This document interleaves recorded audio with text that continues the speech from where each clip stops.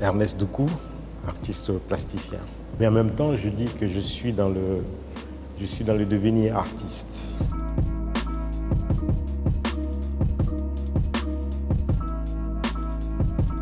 Il ne fallait pas que ce soit une sorte de monographie où on arrive avec un ensemble de parcours, mais en même temps, il fallait pouvoir montrer les aspects de tout un cheminement sans pour autant être didactique. Alors, je ne sais pas si on y est parvenu, mais c'était essentiel de le faire de cette manière.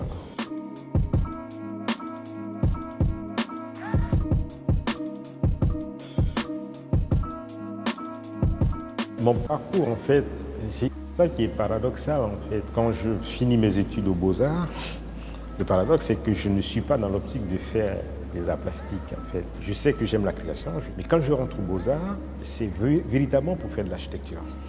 Et là, très vite, je me rends compte qu'en fait, pour faire de la très bonne architecture, il y a un lien évident avec l'histoire, avec la peinture, avec la sculpture, tous ces éléments qui sont faits dans nos cultures. Et donc, il était important pour moi d'aller chercher véritablement dans l'expression des arts anciens. Et en allant chercher dans l'expression des arts anciens, je me heurte à une sorte de difficulté qui est le lieu commun de ce qu'on racontait dans les études, comme quoi, véritablement, l'Afrique n'écrit pas. Mais raconter la véritable histoire de la pratique de l'écriture et de son sens symbolique, le seul médium véritable qui me permettait de le faire, c'était la peinture. Donc c'est d'abord ma propre histoire qui est heurtée par quelque chose que je n'accepte pas, qui m'amène à dire, ben tiens, je vais m'appuyer là-dessus pour raconter ce que j'appelle globalement l'histoire des non-dits, des grands silences. C'était ça mon objectif. C'était comment ce déni d'une écriture qui n'existe pas, à la fois le déni d'une histoire qui n'existe pas, m'appuyer là-dessus pour être critique et aborder les problématiques contemporaines, de notre regard sur la société.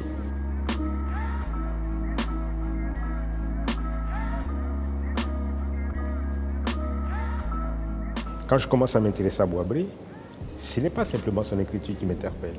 Je vois très bien que Boisbré, ce qu'il développe, il y a les aspects spirituels. Donc par ricochet, j'en suis venu à me poser la question de savoir comment ces éléments-là ont évolué dans la société. Et en fait, ce sont toutes ces questions-là qui traversent un peu l'œuvre, puisque aucune culture au monde n'a de sens véritable si on ne s'appuie pas sur les aspects du religieux qui l'ont forgé d'une certaine manière. Donc se pose la question réelle. Quand je dis j'ai envie d'aller chercher dans l'ancestralité pour fonder ma réflexion, pour moi, il est évident que ce n'est pas simplement les formes qui m'intéressent. Ce qui m'intéressait, c'était moi de savoir qu'est-ce qui était le fondement religieux véritable, quel était leur sens, et qu'est-ce qu'on pouvait en faire dans l'art à l'époque actuelle.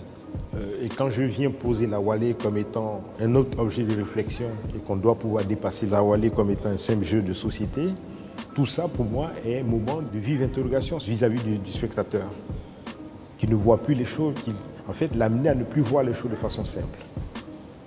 Qu'au-delà d'une forme de simplicité, il y a un autre regard qu'on peut porter sur un objet, sur l'objet en lui-même, qui est la Wallé. Voilà. Donc pour moi, c'est tous ces paradigmes-là que j'essaie de déconstruire pour que notre regard puisse avoir une sorte de nouvelle approche et créer une sorte d'utopie nouvelle.